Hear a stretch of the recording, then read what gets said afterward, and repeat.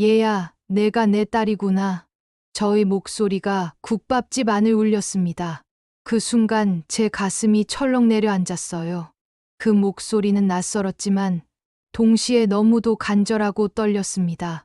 따뜻하면서도 오랜 세월을 견뎌온 슬픔이 묻어 있었습니다.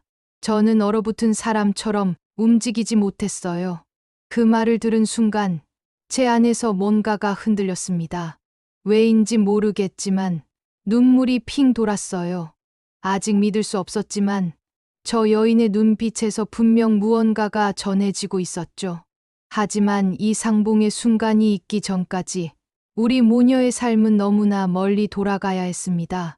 저는 평생을 성공만 바라보며 달려왔습니다. 사람들은 저를 스스로 일군 재벌 사모님이라 불렀습니다. 큰 기업을 일구고 사옥을 세우고 사람들 앞에서 웃음을 지었어요. 그러나 그 모든 빛나는 세월 뒤에는 아무에게도 말할 수 없는 상처가 숨어 있었어요. 바로 제 아이를 입양 보내야 했던 젊은 날의 결심이었습니다. 그 시절 저는 가진 게 없었습니다. 세상은 냉정했고 미혼의 젊은 여자가 아이를 키운다는 건 감히 상상조차 어려운 일이었어요. 하루 세 끼도 제대로 해결하지 못하면서 작은 품의 아기를 꼭 끌어안고 잠들던 그 밤들을 저는 아직도 잊지 못했습니다. 엄마가 약해서 미안하다. 그렇게 속으로 중얼거리며 아이의 볼을 쓸어내리던 기억이 생생했어요. 저는 결국 선택해야 했습니다. 그 아이가 더 나은 세상에서 살기를 바라며 입양이라는 길을 택했죠. 그날 마지막으로 해줄 수 있었던 건 목걸이 하나를 걸어주는 것이었습니다. 작은 은빛 체인에 나비 모양의 펜던트가 달린 목걸이였어요. 아이가 커서도 잊지 않길, 언젠가는 다시 만나길 바라는 마음으로 눈물을 삼키며 목에 걸어줬습니다. 그게 제 전부였어요. 세월은 빠르게 흘렀습니다. 저는 오직 일만 바라봤습니다. 그 고통을 잊으려면 그렇게 살 수밖에 없었어요. 밤을 새우며 일하고 피와 땀으로 회사를 세웠습니다. 언론은 저를 성공의 상징처럼 떠받들었죠. 하지만 웃을 때마다 가슴이 비었습니다. 화려한 드레스와 반짝이는 보석들 사이에서조차 제 손은 늘 허공을 더듬고 있었어요. 아이의 작은 손을 다시는 잡을 수 없다는 사실이 제 안의 공허를 끝없이 키워냈습니다. 밤이면 혼자 집무실에 앉아 창밖 불빛을 보며 생각했어요. 이 성공이 무슨 소용이람. 정작 가장 소중한 걸 잃어버렸는데 제 안에서 뭔가가 툭 하고 끊어졌습니다. 그럴수록 목걸이를 꺼내 손에 쥐곤 했습니다.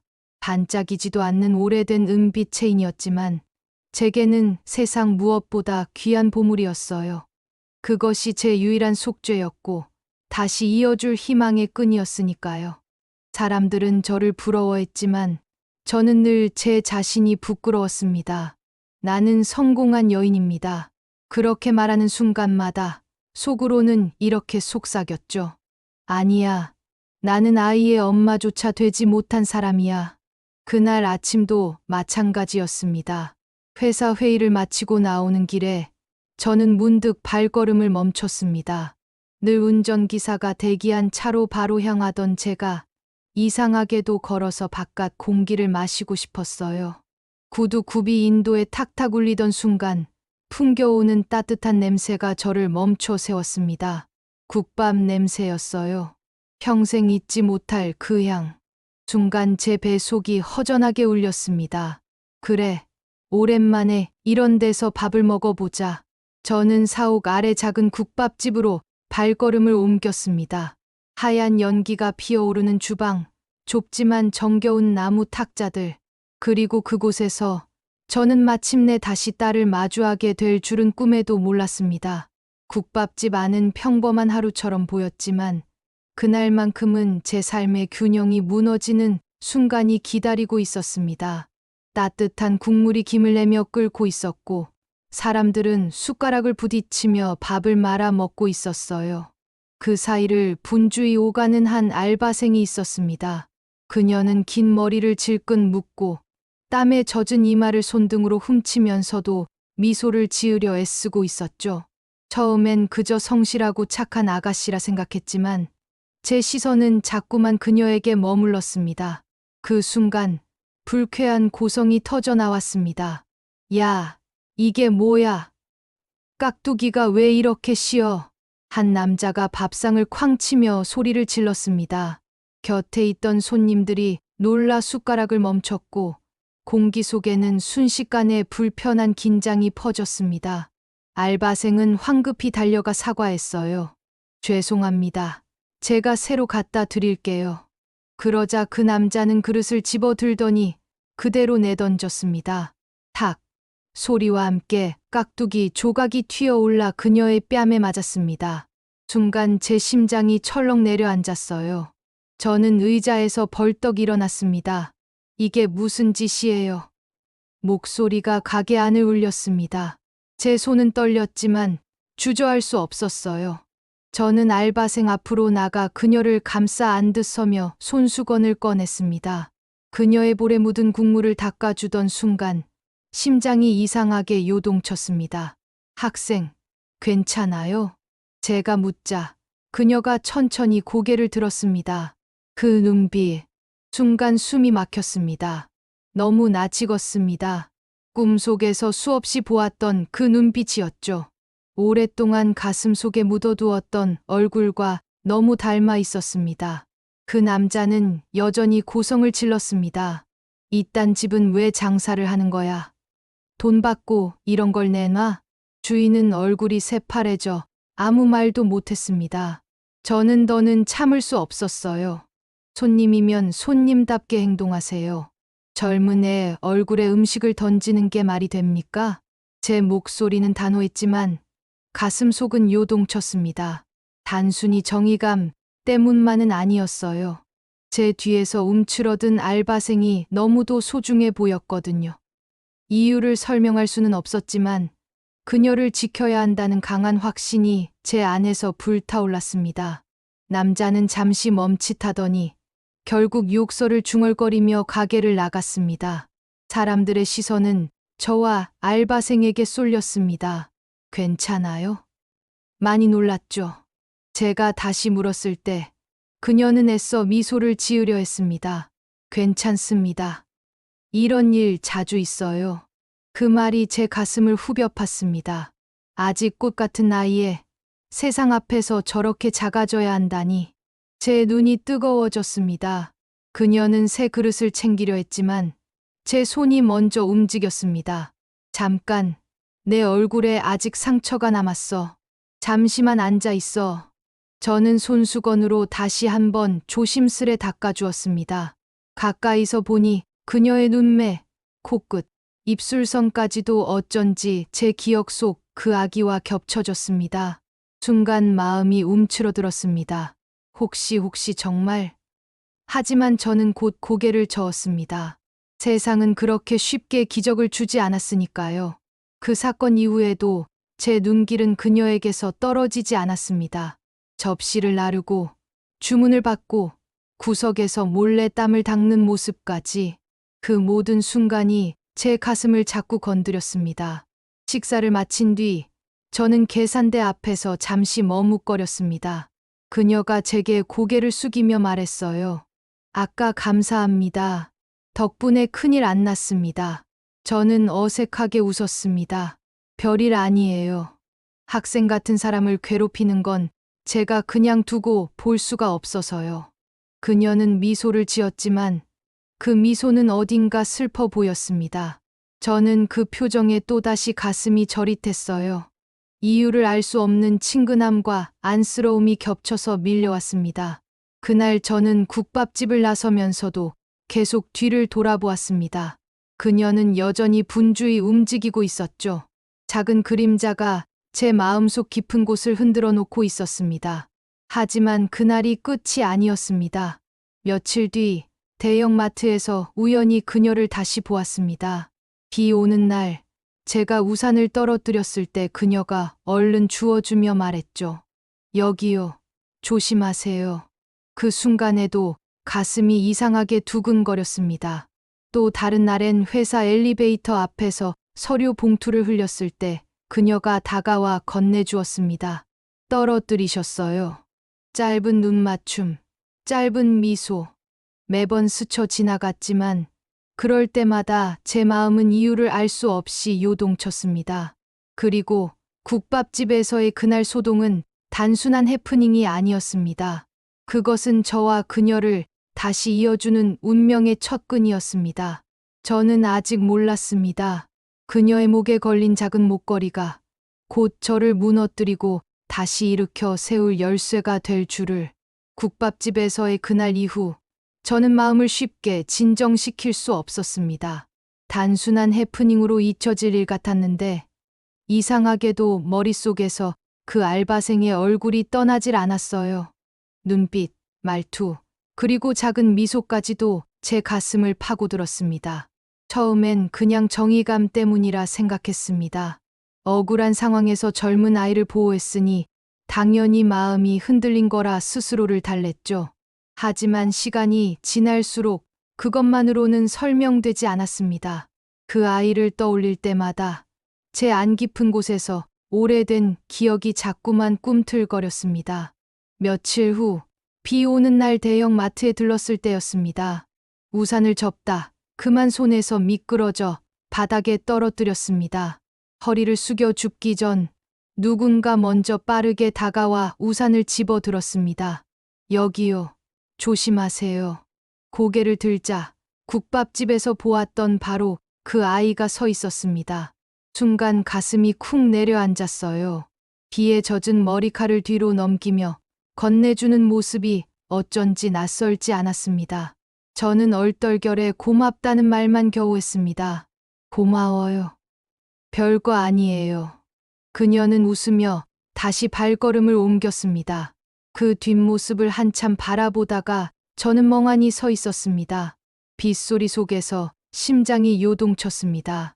마치 운명이 장난이라도 치는 듯 또다시 그녀와 마주친 순간이었습니다. 며칠 뒤 회사에서 있던 일도 잊을 수 없습니다. 바쁘게 전화를 받으며 엘리베이터 앞으로 향하던 중 손에 들고 있던 서류 봉투가 미끄러져 바닥에 떨어졌습니다. 허리를 숙이려는 순간 누군가 먼저 주워 제 앞에 내밀었습니다. 떨어뜨리셨어요. 고개를 들어본 순간 또다시 그녀였습니다. 이번엔 분명 눈이 마주쳤습니다.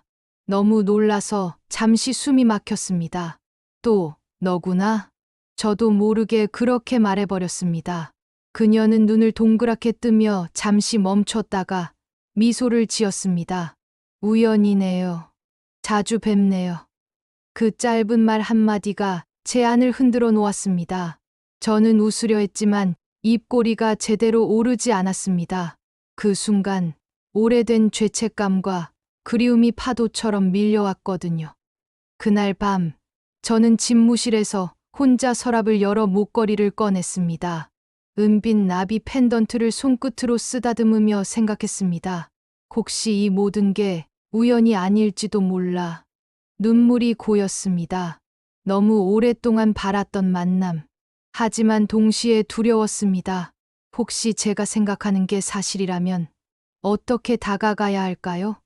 오랜 세월, 외면한 엄마가 이제 와서 나타난다면 그 아이가 받아줄까요? 며칠이 지나도 제 마음은 갈피를 잡지 못했습니다.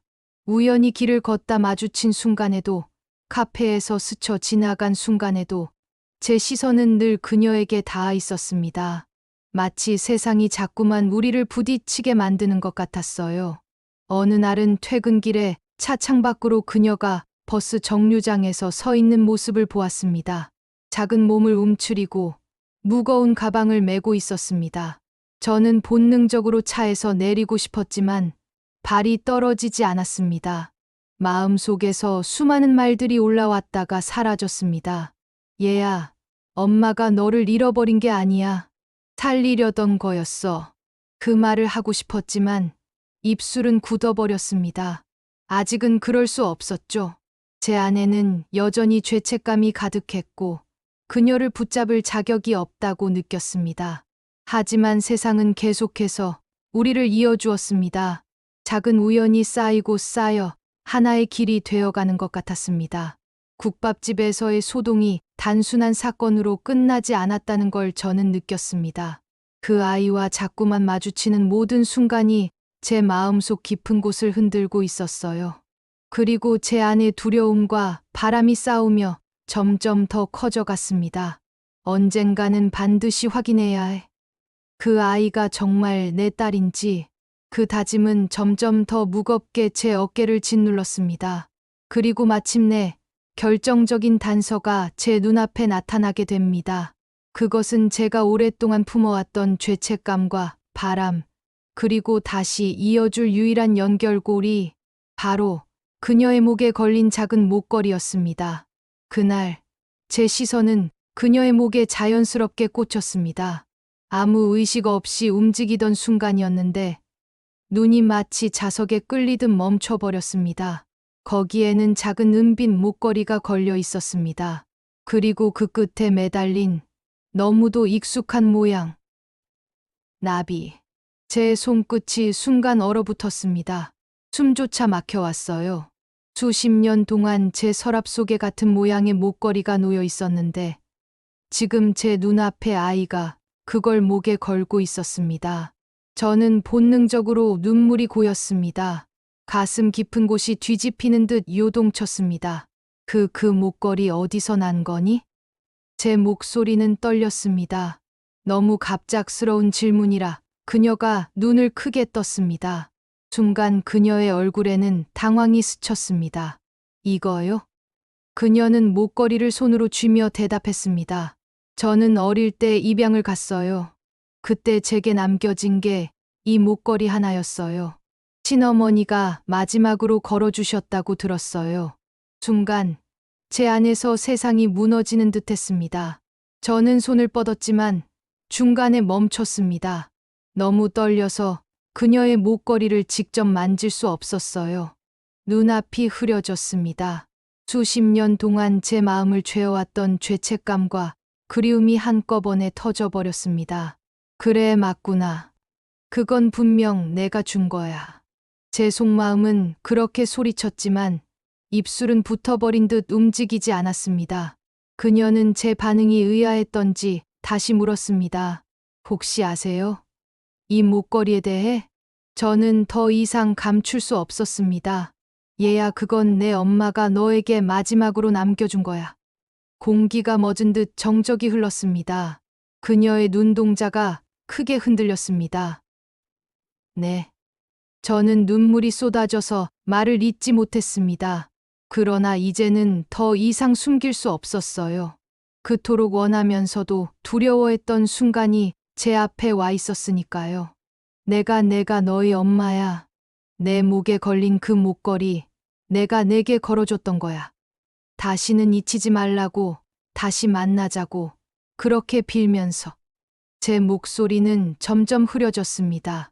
눈물이 목을 막았어요. 그녀는 한참 동안 말을 잇지 못했습니다. 얼굴에 놀람과 혼란, 그리고 믿기 힘든 감정이 교차했습니다. 손가락으로 목걸이를 꼭 쥐며 낮게 속삭였어요. 정말요? 정말 엄마예요? 그 물음은 칼날 같았습니다. 저는 그 물음에 무릎이 꺾일 뻔했습니다. 그래, 미안해. 미안하다, 얘야. 엄마가 약해서 그때는 널 지킬 수 없어서 널 보내야 했어. 하지만 단 한순간도 널 잊은 적 없었어. 목걸이를 꺼낼 때마다 내 이름을 부르면서 울었어. 저는 그녀 앞에서 더 이상 사모님도 성공한 여인도 아니었습니다. 그냥 한참을 그리워한 엄마였습니다. 그녀는 여전히 믿지 못하겠다는 듯 눈을 깜빡였지만 곧 눈가에 눈물이 맺혔습니다. 저는 항상 궁금했어요. 왜 나만 이런 목걸이를 가지고 있는지, 왜 아무도 내 친엄마에 대해 말해주지 않는지. 그런데 그녀는 말을 잇지 못했습니다. 눈물이 뺨을 타고 흘렀습니다. 그 순간 제 안에서 오랜 시간 갇혀있던 돌덩이가 무너져 내렸습니다. 얘야, 내가 겪었을 외로움 엄마가 다 안다. 내가 어디에서 자라든 무슨 말을 듣든 너 혼자가 아니었어. 엄마는 늘 여기 있었어. 늘 기다리고 있었어. 저는 그녀의 두 손을 덥석 잡았습니다. 손끝이 떨려왔습니다. 그 손은 따뜻했지만 너무도 낯설고 동시에 너무 익숙했습니다. 그녀는 한동안 제 손을 뿌리치지도 꼭 잡지도 못한 채 있었습니다. 그날 밤, 저는 집무실에서 다시 목걸이를 꺼냈습니다. 제 서랍 속에 놓여있던 세상에서 단 하나뿐인 또 다른 나비 목걸이. 2개의 나비. 우리가 결국 다시 만났구나. 저는 두 목걸이를 꼭 쥐며 흐느꼈습니다. 이제 시작이었습니다. 오랜 세월 돌고 돌아 죄책감과 두려움을 뚫고 마침내 진실을 마주한 순간. 하지만 이것은 끝이 아니라 시작이었습니다. 이제는 잃어버린 세월을 어떻게 메워야 할지, 어떻게 그녀의 마음을 얻어야 할지, 그것이 제 앞에 놓인 숙제였습니다. 그날 이후 제 마음은 잠시도 가만히 있지 못했습니다. 국밥집에서 터져나온 눈물과 고백이 아직도 제 귓가에 맴돌았습니다. 그녀의 눈동자 속에는 분명 무언가가 흔들리고 있었어요. 하지만 동시에 두려움과 혼란도 가득했죠. 그녀는 갑작스러운 진실을 받아들이지 못한 듯 말을 잇지 못했습니다. 눈에 눈물이 맺혔지만 표정은 여전히 낯설고 복잡했어요. 저는 그 앞에서 그저 무릎이 꺾인 사람처럼 서 있었습니다. 엄마라는 게 갑자기 믿어지지가 않아요. 그녀의 목소리는 작았지만 제 심장을 깊게 찔렀습니다. 당연해. 당연히 혼란스러울 거야. 미안하다 얘야. 이렇게 갑자기 나타나서, 갑자기 말해서. 저는 떨리는 손으로 그녀의 손등을 감싸며 속삭였습니다. 그녀는 고개를 돌렸습니다. 눈물은 떨어졌지만 쉽게 제 품으로 오지 않았습니다. 그럴 수밖에 없었죠. 그 아이는 수십 년 동안 다른 세상에서 자라며 혼자 견뎌야 했으니까요. 그날 밤, 저는 집으로 돌아오자마자 울음을 터뜨렸습니다. 큰 방 한가운데서 무너진 사람처럼 바닥에 주저앉아 목걸이를 쥐었습니다. 2개의 나비 목걸이가 제 손에 포개졌습니다. 하나님, 제발 이번만은 제게 용서를 주세요. 제 아이가 제 곁에 머물 수 있게 해주세요. 저는 그렇게 기도하듯 울었습니다. 며칠 동안 저는 그녀 곁을 맴돌았습니다. 괜히 국밥집 근처를 서성였고, 때로는 멀리서 그녀가 퇴근하는 모습을 지켜봤습니다. 발걸음을 따라가고 싶었지만 쉽지 않았습니다. 제 마음은 간절했지만 동시에 무거운 죄책감이 발목을 붙잡았어요. 그녀에게 다가갈 때마다 수많은 말이 목구멍까지 차올랐습니다. 엄마가 널 지키지 못했어. 엄마가 널 버린 게 아니야. 널 살리려던 거였어. 하지만 그 어떤 말도 입 밖으로 쉽게 나오지 않았습니다. 오랜 세월 입양이라는 단어가 제 입술을 봉해버린 것 같았습니다. 어느 날 국밥집 뒷골목에서 마주쳤을 때였습니다. 그녀는 쓰레기 봉투를 들고 나오다 저와 눈이 마주쳤습니다. 순간 어색한 침묵이 흘렀습니다. 제가 먼저 입을 열었습니다. 잠깐 이야기할 수 있을까? 그녀는 잠시 망설이다가 고개를 끄덕였습니다. 우리는 골목벽에 기대 앉아 말없이 시간을 흘려보냈습니다. 밤 공기가 차가웠지만 제 가슴은 뜨겁게 뛰고 있었습니다. 엄마가 약했어. 널 키울 힘이 없었어. 하지만 단 한 번도 널 잊은 적은 없었어. 제 목소리는 떨렸습니다. 그녀는 깊게 숨을 들이마셨습니다. 저도 늘 궁금했어요. 친엄마가 어떤 사람일까? 날 왜 두고 갔을까? 원망도 했고 또 그리워하기도 했어요. 그 말에 저는 가슴이 무너졌습니다. 눈물이 볼을 타고 흘렀습니다. 원망해도 돼. 미워해도 돼. 그 모든 걸 다 받아낼게. 하지만 제발 한 번만 기회를 줘. 내 곁에서 다시 시작할 기회를. 그녀는 제 얼굴을 오래 바라봤습니다. 흔들리는 눈빛 속에 어린 시절의 그림자가 겹쳐 보였습니다. 그때 제 안에서 다시금 뭔가가 끊어졌습니다. 저는 손을 뻗어 그녀의 손을 꼭 잡았습니다. 엄마가 내게 줄 수 있는 건 이제 사랑뿐이야. 늦었지만 이제라도 하고 싶어.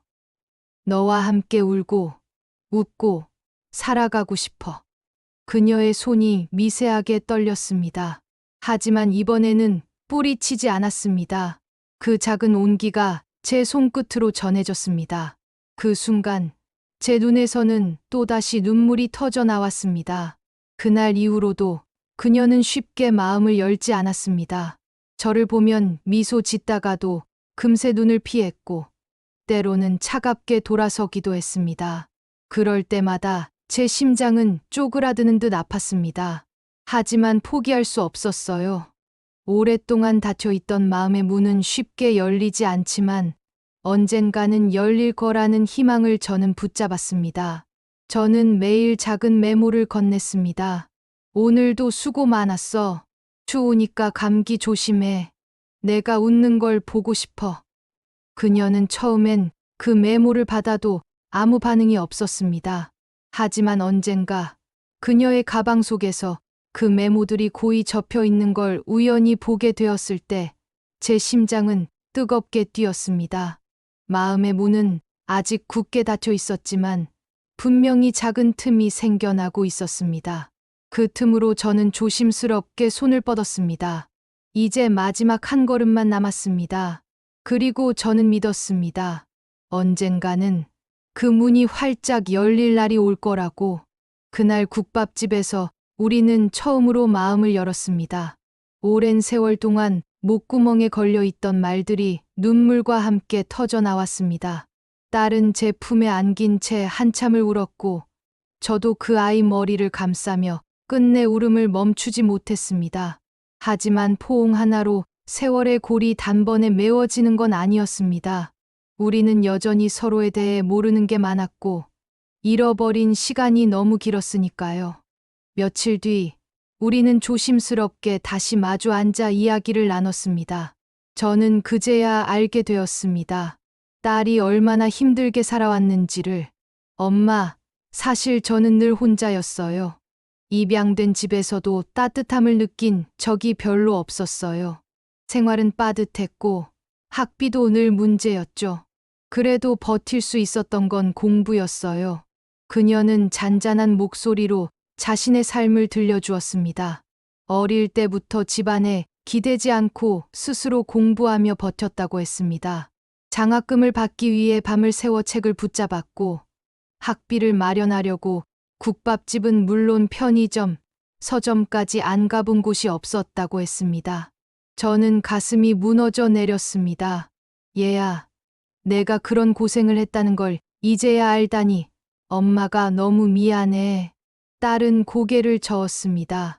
힘들었지만 덕분에 강해졌어요. 포기하지 않았어요. 그래서 지금은 명문대에 다니고 있어요. 그게 제 자랑이에요. 그 말에 저는 다시 눈물이 고였습니다. 고통 속에서도 꺾이지 않고 스스로 길을 개척한 아이. 제가 주지 못한 힘을 오히려 세상 속에서 홀로 키워낸 아이였습니다. 그날 이후 우리는 조금씩 가까워졌습니다. 식사를 함께 했고 함께 거리를 걸으며 이야기를 나누었습니다. 그녀는 여전히 조심스러웠지만 예전처럼 눈을 피하지 않았습니다. 저는 그 모습 하나하나에 감사했습니다. 그러던 어느 날 딸이 제게 뜻밖의 제안을 했습니다. 엄마, 사실 제 전공이 경영이에요. 회사에서 인턴으로라도 경험을 쌓아보고 싶어요. 저 스스로 뭔가 해낼 수 있다는 걸 보여드리고 싶어요. 그 말은 제게 천둥 같았습니다. 순간 가슴이 벅차올랐습니다. 제가 세운 회사에 딸이 들어와 함께 한다니 생각만으로도 꿈만 같았어요. 정말 내가 우리 회사에서 일을 하고 싶다고? 네. 엄마가 이룬 세계를 제 눈으로 보고 싶어요. 그리고 제가 배운 걸로 조금이나마 도움이 되고 싶어요. 저는 눈물이 또 터질 뻔했습니다. 하지만 꾹 눌러 담고 미소 지었습니다. 그럼 해보자. 내가 원한다면 엄마가 기회를 줄게. 하지만 그 기회는 내 힘으로 잡아야 해. 엄마는 그저 지켜볼 뿐이야. 며칠 뒤 딸은 제 사옥으로 들어왔습니다. 정장 차림의 그녀는 국밥집에서 분주히 뛰던 그 아이와는 전혀 다른 모습이었습니다. 당당하게 프레젠테이션을 준비했고 회의실에 모인 임원들 앞에서 또렷하게 발표를 시작했습니다. 저는 이 회사를 어릴 적부터 멀리서만 바라봤습니다. 오늘은 학생이 아닌 한 명의 도전자로 서 있습니다. 제가 제안하는 건 그녀의 목소리는 흔들리지 않았습니다. 준비한 자료를 하나하나 설명하는 모습은 그동안 쌓아온 노력이 결코 헛되지 않았음을 보여주고 있었습니다. 임원들은 놀란 눈빛으로 그녀를 바라봤습니다. 저는 회의실 구석에 앉아 조용히 눈시울을 훔쳤습니다. 그래, 이게 바로 내 딸이야. 혼자서도 세상을 버텨낸 아이. 이제는 내 곁에서 당당하게 설 수 있는 아이. 회의가 끝난 뒤 임원들 중 한 명이 제게 다가와 말했습니다. 사모님, 저 친구 정말 대단합니다. 회사에 꼭 필요한 인재입니다. 저는 웃으며 대답했습니다. 네, 제 딸이에요. 순간 제 목소리는 떨렸지만 가슴은 그 어떤 순간보다 뜨겁게 뛰고 있었습니다. 그날 저녁, 딸과 저는 다시 마주 앉았습니다. 식탁 위에는 따뜻한 국밥이 놓여 있었습니다. 엄마, 오늘은 제가 사드리는 거예요. 제 첫 월급 나오면 제 손으로 엄마를 더 크게 대접할 거예요. 그녀는 웃으며 말했습니다. 저는 눈물이 또 차올랐습니다. 국밥 김이 모락모락 올라오는 그 순간 저는 알았습니다. 우리가 잃어버린 세월은 되돌릴 수 없지만 이제부터는 함께 만들 수 있다는 걸. 딸의 마음은 천천히 열렸고 결국 활짝 열린 문 너머로 저는 들어갈 수 있었습니다. 그날 밤 저는 2개의 목걸이를 꺼내 나란히 놓았습니다. 은빛 나비 2마리가 다시 만나 날개를 맞댄 듯 보였습니다. 그리고 저는 속삭였습니다. 이제 두려울 게 없어. 내 딸이 내 곁에 있고 세상 앞에서도 당당히 서 있으니까. 모녀의 포옹은 국밥집에서 시작되었지만 진짜 완성은 회사 회의실에서 이루어졌습니다. 서로의 손을 잡고 서로의 눈을 바라보며 우리는 함께 새로운 길을 걷기 시작했습니다. 오늘도 끝까지 시청해 주셔서 감사합니다. 구독과 좋아요, 알림 설정까지 부탁드리고요. 다음 영상에서 더 좋은 이야기로 찾아뵙겠습니다.